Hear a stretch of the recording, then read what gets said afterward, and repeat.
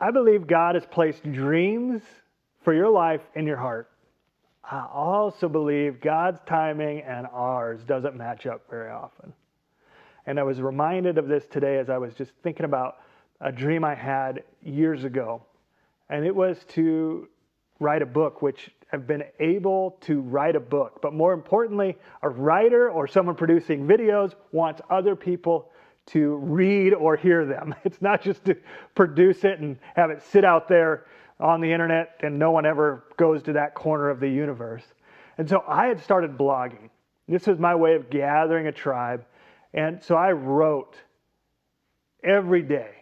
And I was writing blog posts and posting them, and no one was reading them. And it was getting really frustrating. So I hatched a plan.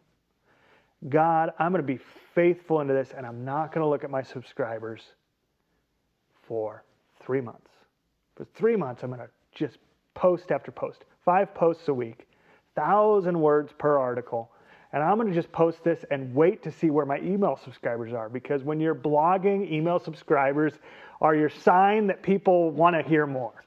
And so, God, I'm going to be faithful to what you call me to. And so I did not look at the subscribers for that whole 3 months. And I was somewhat nervously and excited to see God coming through to answer my dreams. You know, have you been there? Where you're faithful and you're looking at the results and God, is it going to happen? See, dreams always should bring us back to today. See, we have dreams of the future, but God has stuff for you to do today. And I knew that. And so that's why I was like, I shouldn't look at the subscribers because that's getting me into frustration and not into the path that He has for me. But what do we do in those moments where we're waiting on the dream, but we have action to do today? There's 3 things I think we need to do. And the first one is our dreams should make us want operate in service. See, we should serve God while we're waiting for that dream to come into reality. How do we serve Him, you might ask? It's really simple. It's by loving God and loving others. Jesus said that all the commandments were fulfilled in doing that. And so if you're operating today looking for ways in which you can love God and love others, you are serving. And service is going to look different for you than it does to me, and some things are going to be the same. But when you look for those things of loving Him and loving others, you'll always have service, and you'll have something to do today while you're waiting. Number 2, worship. See, worship is the way in which we love God. If we worship Him while we're waiting, it reminds us that our job is to be faithful to God. His job is the timing and the outcome. And it might look a little different, but if we're in worship and service, that's the first 2 things. The third one, not growing weary. See, Galatians 6:9 says, let us not grow weary in doing good. See, on a path to waiting for your dream that God gave you to come to reality, there's going to be a lot of waiting, and it can be easy to be discouraged and drop out of the race. But God is the one that put the dream in your heart to activate you to move today.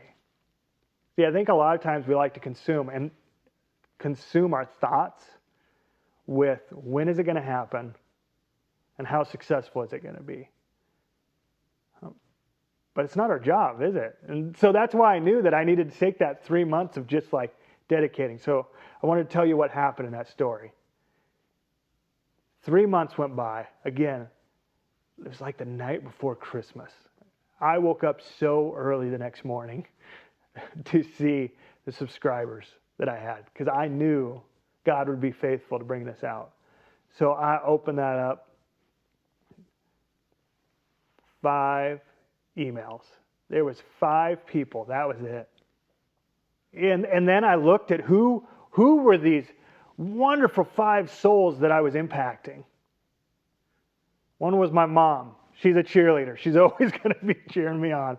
Another one was my wife. Another one was someone that worked for me. Another one was my dad. Another one was a sweet woman at my church.